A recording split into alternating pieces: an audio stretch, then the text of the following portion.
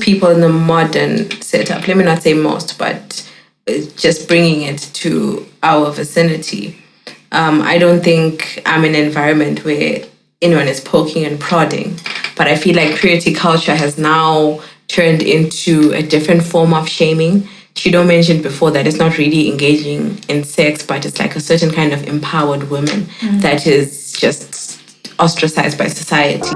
Hey guys, this is Anisu, aka Nyati Shonga. Hello, my name is Chido, aka Chizzy. Wagwan. Advocate Amanda here. Hi everyone, this is Kuda, aka Coates. Hi, and welcome to As Told by Us, the podcast. This is a weekly podcast where 4 professional millennials discuss living in Zimbabwe and trying to figure life out. Someone once told us the grass is much greener on the other side. But from where we're standing, our grass is green. Subscribe, like, Share, comment down below. A 15-year-old girl from somewhere in Zimbabwe unalived herself after virginity tests at the church showed that she was no longer a virgin. In May 2024, the girl went to the African Apostolic Church with her mother. One prophetess at the church, we'll call her Madzimai, made a prophecy that the girl was no longer a virgin, and she denied it. A virginity test was allegedly forced on her, and the result was that her hymen was no longer intact, and therefore sex had been performed on her. The girl then allegedly went on to reveal that she slept with 2 different boys who had the same surname with Madzimai, hence they could be related. After the church service, the girl went back home with her mother, but she was depressed. The next day, her mother found her lying on the floor in a critical condition, and her son told her that the girl had drunk poison. She was hurried to the general hospital nearby, where she died upon admission. That story was in the news this week, and that brings us to today's topic on the purity culture in Zimbabwe and how it is literally taking the lives of young people. I'm so hurt by that story. It's very sad. I noticed in this report that I read that they said sex had been performed on her. The performance! It felt weird saying that. The wording was strange. Sex had been performed on her. She didn't do it. It happened to her. But I guess that's kind of the narrative, even with these virginity tests. Because then now they even ask you who did this. Like, say if a child is pregnant, it's... Who did it to you? Instead of who were you with when you did it? But you still get all the judgment. But you're 15.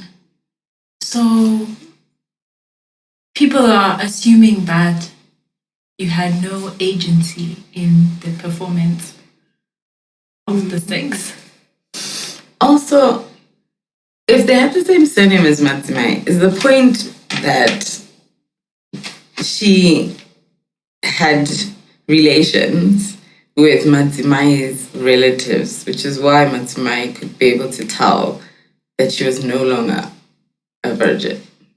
Is that what it was saying? What was the point of the fact that they were relatives to Madzimai? I'm not sure. Kuti, your sons are the ones who did it. And both of them. Yeah. You didn't. Probably that's what's going on in the background. Good on because her. a lot of these church aunties, I think, especially when they have boys, they can be really a lot about it. And it looks like she was literally trying to victimize this girl. Well, what are the chances that it wasn't in itself a prophecy, but the fact that she knew Yeah. that this girl... It was just an expose. Yeah, and it wasn't like he had some kind of spiritual awakening. But you probably knew that maybe one of your sons or your relatives, since they are relatives, knew or told her, or there was some kind of next door neighbor who told her, but not that it was some kind of spiritual awakening that revealed this thing. But also it then says to me, why are people not minding their business? In the sense that in our African culture, everyone is your parent, right? So like every grown-up, quote unquote, is your parent. So your neighbors, your aunties and uncles, random people in the street. So instead of it being, hey, let me come speak to this girl, it became an aggressive expose by Matimai from information that I think she probably got from some other person. Why is it that we are not sensitive to girls, younger girls, having relations and would rather make it a shameful, I don't know what I'm trying to say, but like a shameful experience, right? If she had genuine concerns, there was no reason to expose it, even if it was a spiritual awakening. If you get that from the Holy Spirit or wherever you quote it from, why not go to her personally and have a conversation with her? She probably would have still revealed that she had relations with these two men, but in a less humiliating, less public way. No reason to do a virginity test. I would have told you anyway. But that seems to be the point to me of humiliating and shaming women for engaging in sexual activities. Like, this young lady's age aside, whether you're 15 or 25, once people find out that you are not a virgin, it's a humiliating thing. So for me, it seems like that's just the culture of like, oh, we need to shame women who Engage in relations. not even just who engage, but people who are awakened in that sense. Okay. Who are in touch with women who are just in touch with their sexuality, you know. I guess it's also, because I put this in air quotes, we're a Christian country, it feels like a lot of purity culture stems from that whole notion that you're supposed to be pure and chaste and all of that before marriage. And if you're not up to that standard, then we should shun you and we should make you feel very little. And how could you do that? And it's weird because, I'm sorry to say this to the parents, but a lot of families have started because people had premarital sex and they had to then... It's the truth. A lot of people had premarital sex and they had to make a plan to solidify their relationship. People went and did Rora things and got married quickly in order to hide that terrible, terrible thing that they did when they were girlfriend and boyfriend. So I don't understand, because when I'm a kid, right, when I'm probably like 15, I can do maths, parents. I can tell that you had me, quote, out of wedlock. So it's just, I don't understand it. To be honest, I don't understand purity culture in Zimbabwe. I feel like we put so much emphasis on purity and stay chaste and all of that, and then we forget to teach our girl child very important things about sexual reproductive health. Yeah. Why are you so quick about don't do this with a boy, but you don't then give me the tools to make sure that I finish my education or I do this and that? It's very hush-hush on that part, but the shame and the humiliation and the very how loud. could you and all of that is very loud. You know what bothers me, and particularly how you said we are a Christian nation. In air quotes. In air quotes. But the Bible verse that talks about it is in Hebrews, right? I think Hebrews 13:4, something like that. But it says something like, all of you hold marriage in high esteem and keep the marriage bed pure. Which is a responsibility on both parties to keep the marriage bed pure, i.e., both of you. I guess the way we've interpreted it is both of you must stay virgins until marriage. But purity culture does not talk about boys, only talks about girls being virgins. So if it is based on a Christian notion, then already we're doing it wrong, right? But then also the value that you're placing on girls is virginity. You are more valuable if you are a virgin than if you're not. With a focus, it won't matter if you are a doctor with a PhD, a lawyer, an engineer, a business owner. You've managed to do things for yourself. You own your own house, you have your own car, but are you a virgin? Somehow you are diminished to this thing. And you, even when you think about the Aurora proceedings themselves, there's essentially a fee for virginity. It kind of comes in a roundabout way of,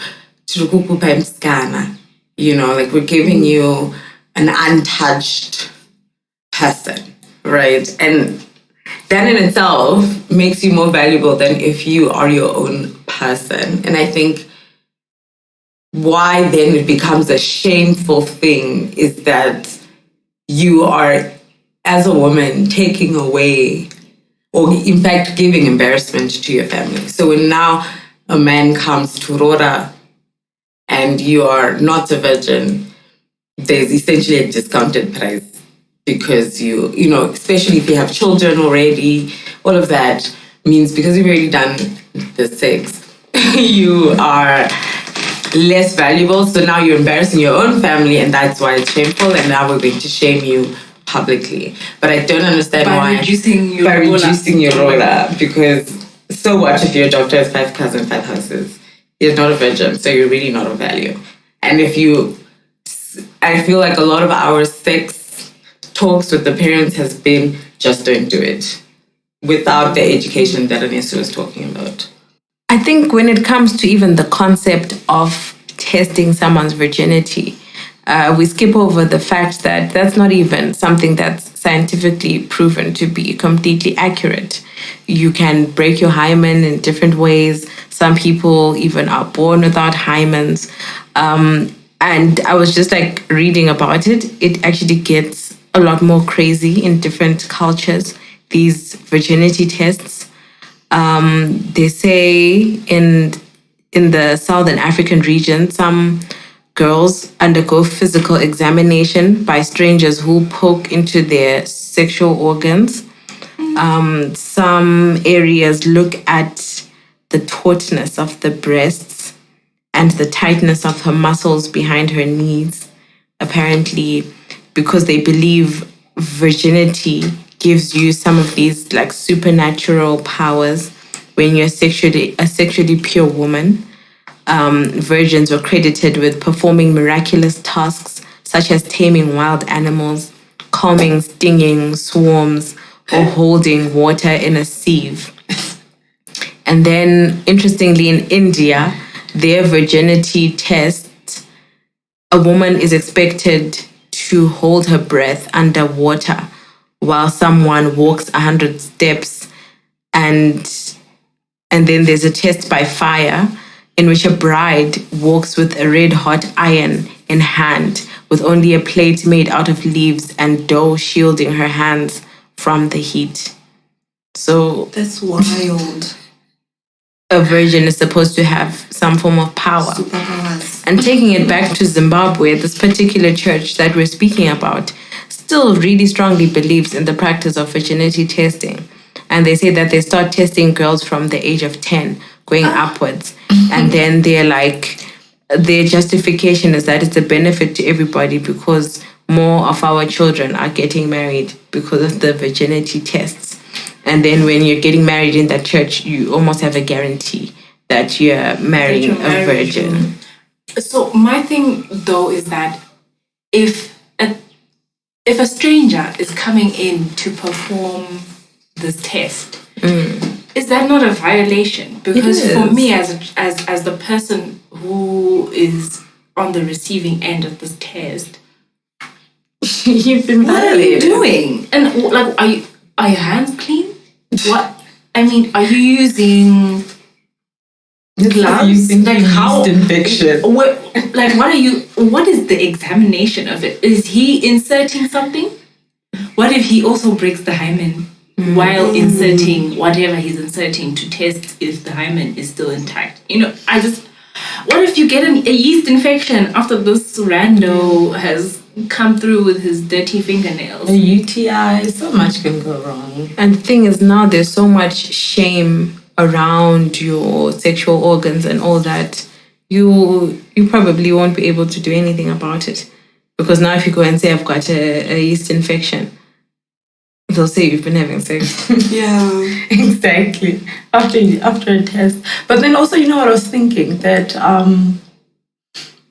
you then, looking at the number of people that have been sexually assaulted, the average age of being sexually assaulted is somewhere between 13 and 19 for girls, right?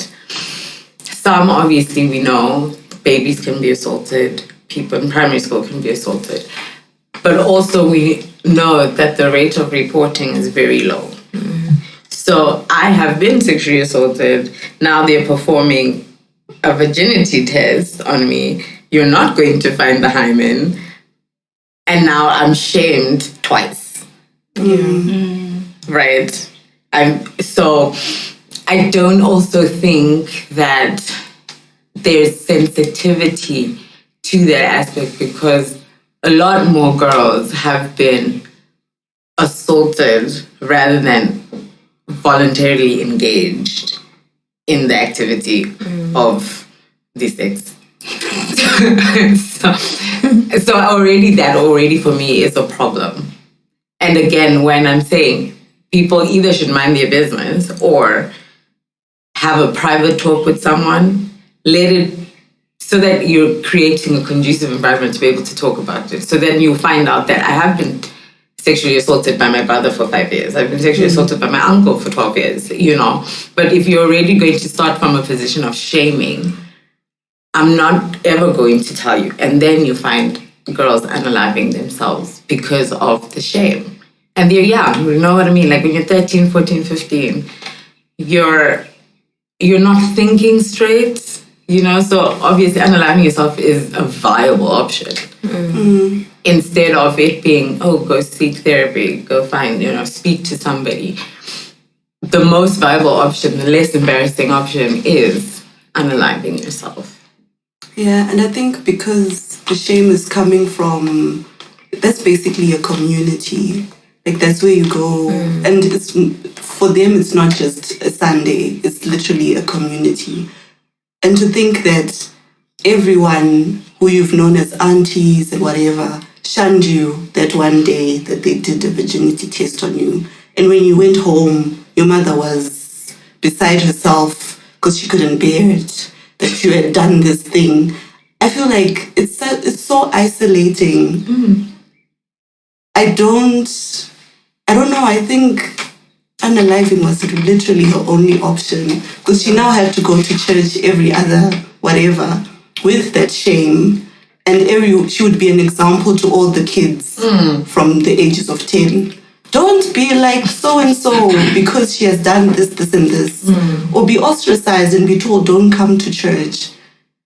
And it's crazy to me that we, as a community, people feel like they can police women's bodies to that extent. Yeah. I know Amma talked about some of the ways to do virginity testing. I know Chido has one. that she was thinking of just now. I do. Yeah. But the one I actually wanted to talk about is when your parent dies, right? So particularly if your father dies. So for me, my father is deceased. This didn't happen to us, however, because my family knew better.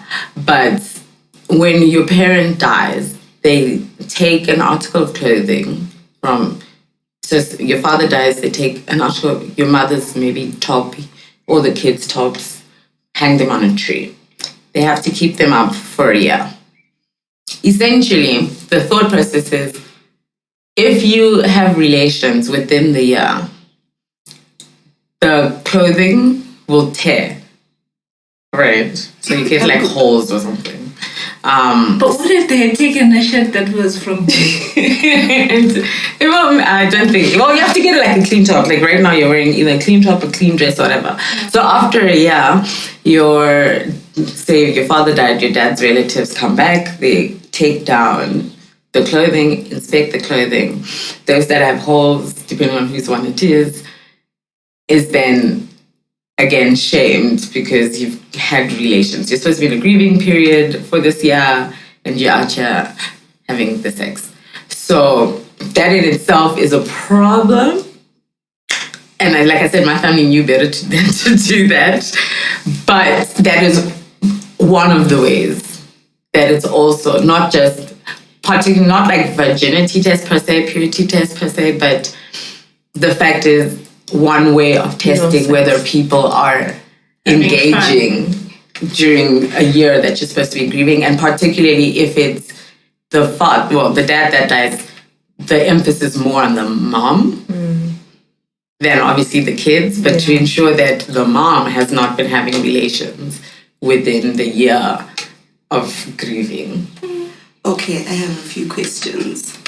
You said you hang an item of clothing on a tree. It must hang from a tree for a period of 365 or 66 days. Yep.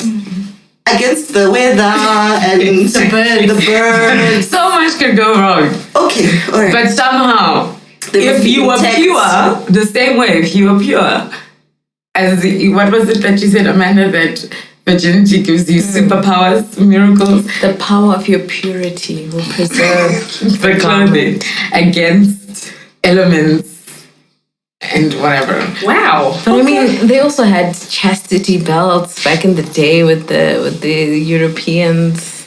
There's been so many ways to do this. Cheeto had an interesting way of doing it. Cheeto. I did. You did.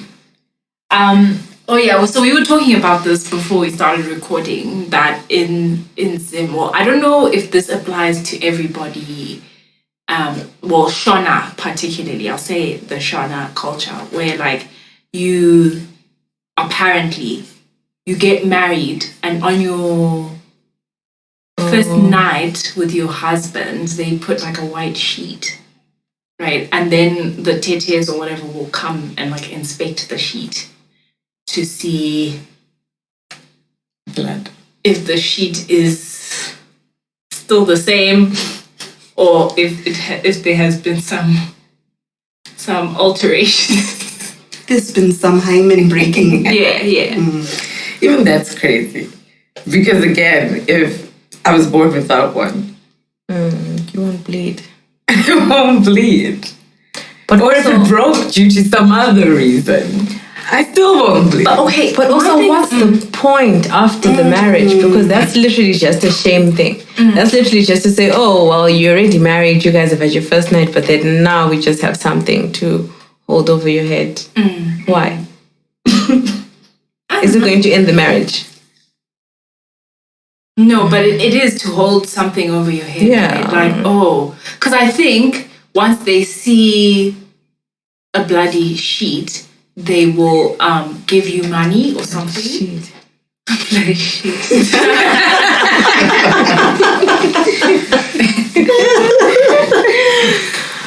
I think they'll give you money. So now if your sheet comes out clean, you won't get money. But what if on the first night I'm too nervous to do anything? What if I'm too tired? Then we wait. So we must now report to the tetes to say, no, Tete, actually, we didn't do anything last night because, we were just too tired from our steps. I mean... Hey there, lovely listeners. So listen, running a podcast in Zimbabwe is quite the journey. It requires resources. And when I say resources, I mean money, time, and effort. Wondering how you can support us? Well, we've got you covered with Inbox. Or World Remit if you're on the other side of the world and you'd love to contribute. Our Inbox number is 077-810-3171. Whether it's the cost of a cup of coffee or a virtual high five, every little bit of your support counts. Remember, supporting our podcast isn't about funding our caffeine addiction, though it is in part, but your support keeps our podcast alive and thriving and helps us create more content, ensuring that our laughter echoes through your devices. Thanks again for being part of our community and for listening.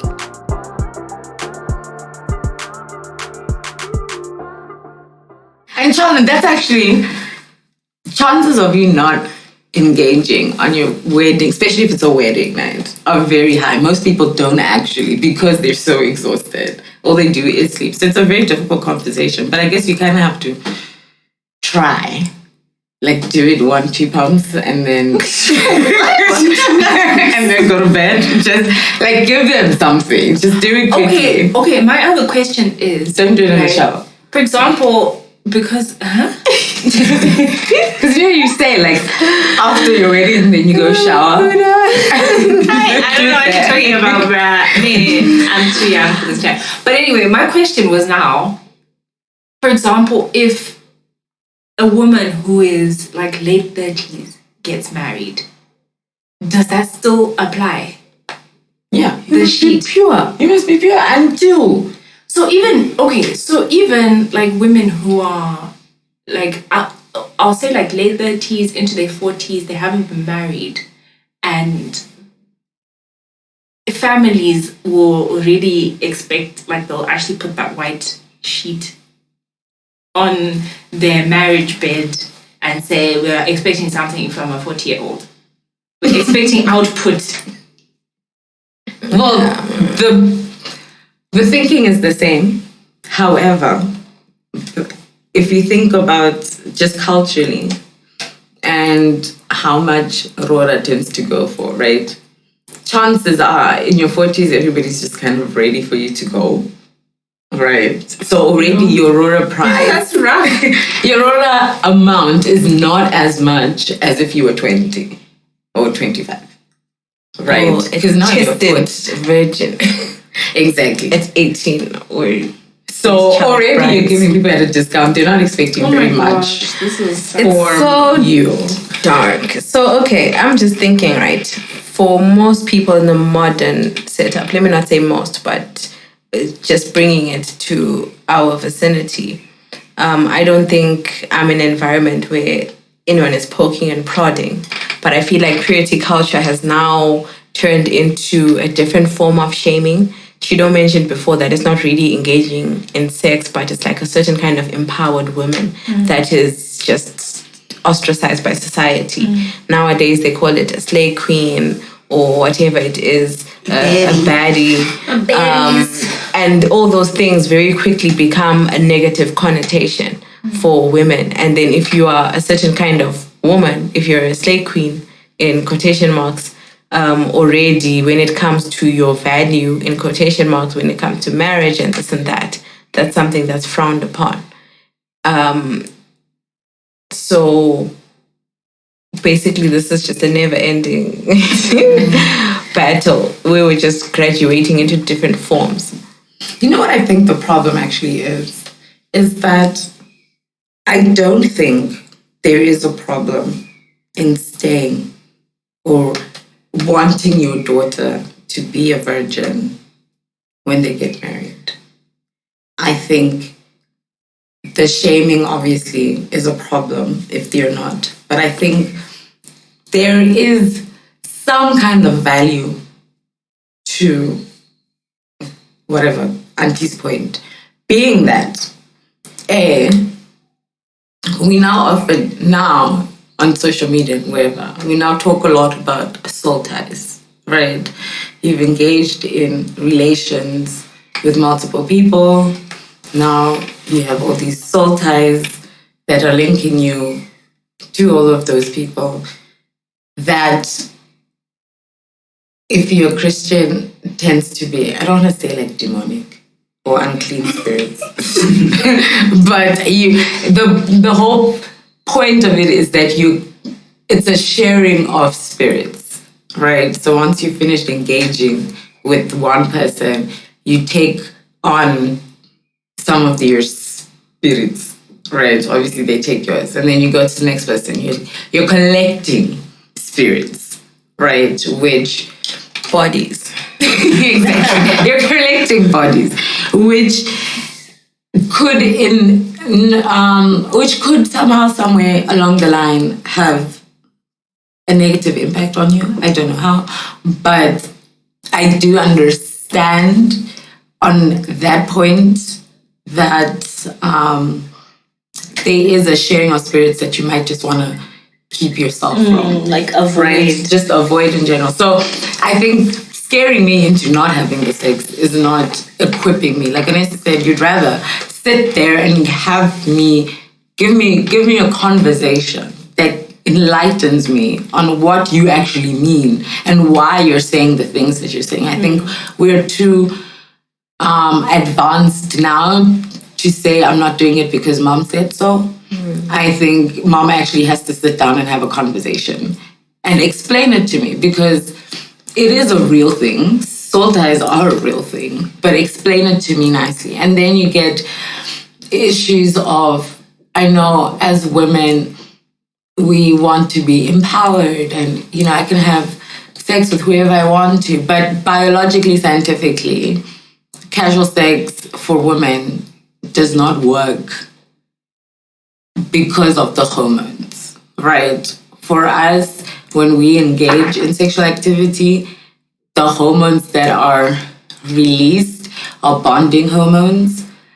For men, it's the opposite. The moment they have sex with you, that bond that they thought they had, they don't have it anymore. It's just a scientific thing, right? So even just understanding that, and you end up being in a situation where you probably start having relations with different men and you're not understanding why it is that after you had the relations, they don't want you anymore. And now you continue to collect bodies because you're thinking, if I do this, they will like me more, they will do this more. But hormonally, that's not how men are built, right? So all I'm saying is, I understand parts of what the aunties and the mothers are trying to get at. I just think it's the approach in which they do it that makes us even rebel against it, because we don't understand it. We don't know what you're trying to say. And then you want to shame me on top of that, then no, I'm going to be independent and do what I want. To Amanda's point about the females who have a specific kind of empowerment, like they're, like baddies or whatever. I remember watching somebody, I think NSU sent a TikTok. I'm not on TikTok, so I need you guys to tell me. Yes. Wow. I'm the bitter one of y'all. So like, what was that chat? Because like, I just saw it now on X and people were like laughing at these girls. And I'm like white people, what was the whole premise around that baddies video? Which girls? The girls who were like, oh, your son, your mother should know that your son likes baddies. So basically, the context was, I think they were having a discussion on how, basically that empowerment thing. Mm-hmm. So she was just saying that I want to be myself when I meet my in-laws. I don't want to give like a preconceived notion of who I am. Of purity. Of purity, yeah, because the purity culture is so strong. So she was saying, I don't want to be in a position where I'm not wearing any makeup, because she looked like she really likes makeup and all of that. Not wearing any makeup. I'm basically looking like the perfect Murora, which is long dress, no tight clothes, and no makeup.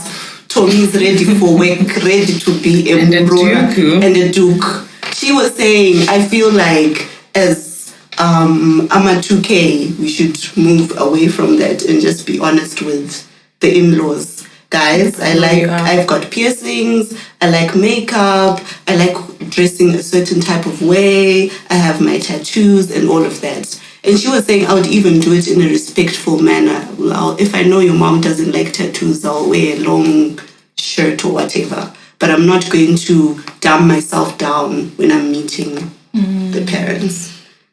And unfortunately, they got quite a lot of backlash just for that. Just for saying I want to be myself when I meet my in-laws. There was a lot of comments on TikTok about how they'll never find love, they'll never get married because they're so stuck in their ways. And yeah, a lot of like body shaming as well, which I thought was weird. Body shaming the girls in the video. Yeah. Yeah, honestly, I think there's just no winning, because there's this also, you've mentioned this whole Murora thing, and there's this like over glorification of wanting to see me cooking in a big pot and cleaning everything. Like, what the hell? Like the expectations on a woman are never ending. Even if you check these boxes, there's always going to be something else. Yeah. It's going to be like, okay, you come. Okay, I'm a virgin of it. I dressed modestly, but then now, oh, you don't know how to kill a chicken. Yeah. There's always something. There's always something. So, yeah. I don't know, man. Screw it. I say screw it as well. I've had like comments about my one visible tattoo from guys who are actually like our age. And I'm just like, it's a tattoo. What are the comments? I had a comment from a guy friend, and he was like, why did you end up getting a tattoo? Because tattoos are synonymous with prostitutes. And I was like, does he know what synonymous means? but you know me, am I a prostitute? Also, why does he know I'm a prostitute have tattoos? Because question mark.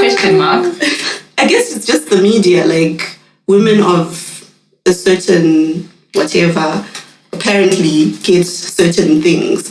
And I was just thinking, okay, in terms of, let's go back to the Bible. I feel like you and I we've had 2 years of divinity. We had 2 years of divinity. You know that the Bible says specific things to a specific group at the time. So when your whatever pastors or whatever, your TikTok pastors or whatever, take something, you should go back and then read it in its entirety to see where it's coming from. And I just thought, okay, I understand you're saying it says don't, I forgot what the term is. It's not tattoo, it's another term. Marks. Don't put marks on your body. It also says don't pierce your body. It also says don't wear a certain type of material. So it's like you're picking and choosing. Certain things. Yeah, don't eat certain things. So it's like you're picking and choosing. What rules apply only for women? Only for women. Only because a woman has decided she wants a tattoo, or what's the other one? She smokes shisha, or she drinks alcohol. Those ones. Or she drinks alcohol. We are then put in a certain category of low value women. I've even been with locks, hey? Some people have been like, women with locks are known to be like, like Chinamwari kind of people. I don't know how to We'll explain it after. Englishize Before that. we get explicit. But anyway, it's like like people, like women with locks are just known to be loose or whatever, and it's like. In what world? Like, I've literally just decided that my hair is happier in locks, in lock form. Not that, and that has absolutely no bearing on what I do in my private life. Like, absolutely nothing. Also, what's it to you? Mind your business. Mind your business. I think, well, I'm not deep researching, right? People take things take it too far. And that's where we get movements like a red pill and stuff like that. Because I think that's the whole premise of red pill, like, and another thing, religion, because I think a lot of these extremists, they actually get like a reward of, they're supposed to get virgins when they die, 100 virgins. So I think it's a lot of propaganda. Also, just from the male perspective, what's that all about? That's kind of, it's giving pedophile, it's giving gross. Certified lover boy, certified pedophile. They're not like that. I think, okay, most guys have this whole thing of wanting, okay, I would say virgins, but like basically a woman who hasn't been ran through. Like, a very That's so specific. Yeah, that's how they put it, just to keep it 100. And my question is, what number? Yeah, that's the. What's your number? That's the tricky thing. Don't speculate. Tell us. Give me, your perspective. Yeah. Don't want to speculate. We've heard what they say. Yeah. I'm asking you. So when you're saying ran through, what are you talking about? Well, for me, ran through. Personally, it's more of a very colorful sexual history that I know of. Like, it's like my co-workers, my brother, my cousin. Like, it's like, yo, you've been with all these people.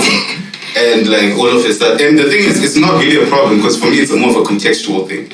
It's like, if we're like in an open relationship, I don't care about your like sexual history. It doesn't matter, right?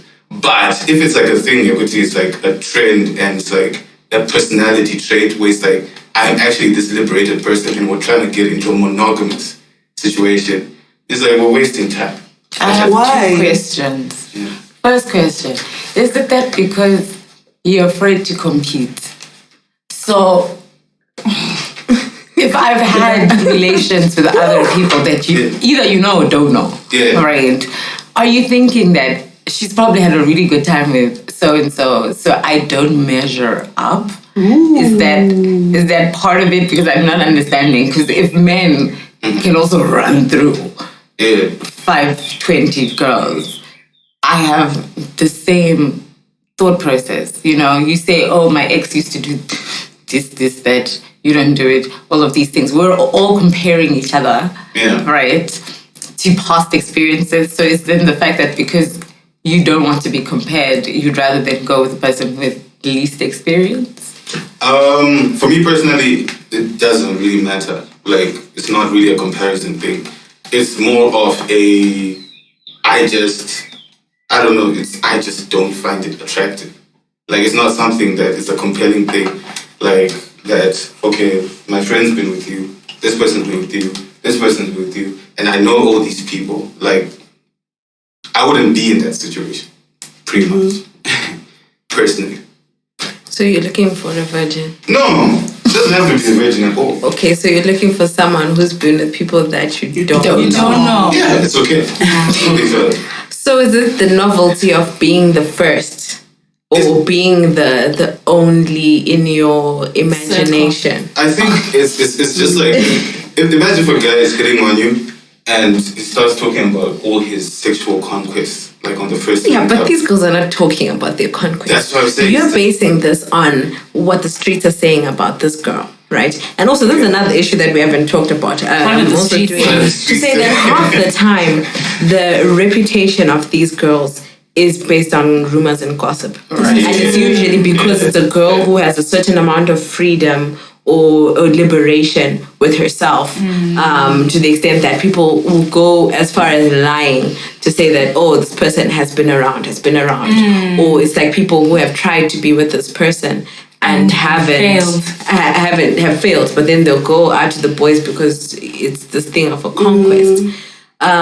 So I get what you mean, where just the premise of somebody who's just in everybody's stories is unattractive. So even with a guy, right? Even if I'm dealing with a guy who I've heard things about, of course I don't know. But then for me, just the fact that so many people are talking about you already is just like, I don't want to be now part of a roster of people who are now talked about to say, he even went there, and there.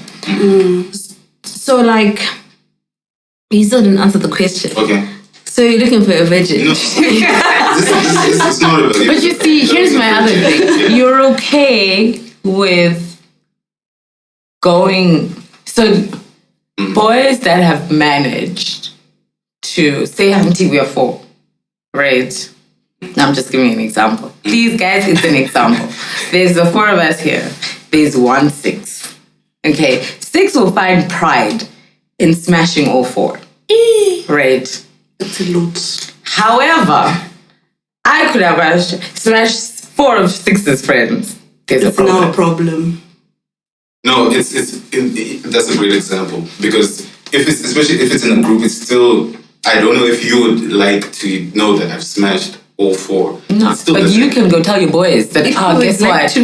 All of as told by us, I've smashed all of them. No. Okay, are we talking about personal marriage or just just dating? I'm just talking about in general. I want you to explain this. Because I was gonna marriage. say, why is there a difference? Like, why 6 at your big age are you still differentiating between for fun and for marriage? Because they're 2 different things. Who are these for fun women? And why are you using those women for fun? Who do you want to then go and marry? Who's gonna marry them? Like, you're not putting value. Like, when you say I'm only in a relationship for fun, then it means that you don't see any value in that hand. So why are you? She's not a virgin. No. Oh my gosh. How can you take her home? No, if we're talking in modern terms, there is such a thing as casual dating, right? People get together as friends with benefits. Like, dating doesn't have one specific box. But then when we get to marriage, there's obviously specific parameters with each person. So for my specific parameters, you can have a colorful sexual history, as long as I don't know the man. But I don't want to marry you. No. I can totally marry her. But it's all about, it's very contextual. It's not if it's something Chekuti, I see a thread online. Yeah, I was with this person and what. I'm like, fam, what are we even doing here? Okay, so you're just saying, even if her history is colorful, you will still marry as long as you don't know anything about it. No, as long as we've had a conversation about it and she comes up front and it's like, okay, cool, this is what I've done, and I also on my side go yo, this is what I've done. Are you ever honest about what you've done? Okay. Sorry, Sixty, you're the guy. You're speaking for Zimbabwe. Right. So you've met your colorful Han, right? She has a past. I mean, it's not outrageous, not worse than yours, but she has it, right? You decide you're getting married. And then your family says, we want a white this sheet. girl, we've heard some things. And also, this is our family. We take this serious. So there's certain procedures we need to undergo to know what kind of a woman you've brought us here. Because this is going to be the mother of our grandchildren. We need to do this thing, right? You know her past, right? So you know what's going to come out of this procedure. What's your stance? We're going ahead with the marriage. It doesn't stop anything. No, they're not saying don't get married. They're saying we need procedure. We want to now put the white sheet. Nah, we ain't doing no white sheet. Nah. No, we ain't doing no white sheet. Nah. Because I feel some of these things are also quite performative and they don't really serve anything. I'll just be like, nah, we're not doing all of that. But is it your choice? I think I can. I have enough sway for it to be like, hey, look, it's either my way or like. Were you not invited? But how far are you willing to go? Because this is like Megan and what's his face. Are you divorcing your family? Or are you going to be like, just do it to, this is what they do. Right. So I think this is where now we're on the same page now with those ladies in that podcast, where it's like, now people need to understand we have it bad. Yay! So, like, let's not play game. So, most probably, the thing is, like, I just know the way my family works. There's some, like, I can talk to certain people. Like, I can talk to my dad, certain uncles, and just like, hey, come on. Like, let's not, we're not doing this. Yeah, because essentially my question is, are you protecting her? Because I think that's where it comes. Because for some reason, when these chats come up, it's like the men are not there. It's like I was performing these acts on myself or whatever it is. Like men are just not there in the context of the chat. They don't have the same standard. Yeah. Good rough, sis.